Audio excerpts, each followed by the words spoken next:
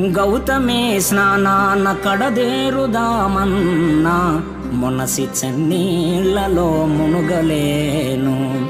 తీర్థయాత్రలచే కృతార్థుడవుదమటన్న పడలినే మంబులే నడుపలేను.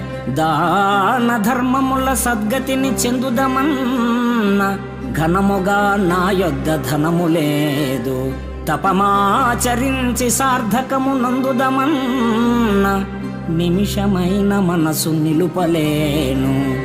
కష్టముల కోర్వ నా చేతగాదు, నిన్ను స్మరణ చేసేదనా యథాశక్తి కొలది. భూషణ వికాస శ్రీధర్మపుర నివాస దుష్ట సంహార నరసింహ దురిత దూర.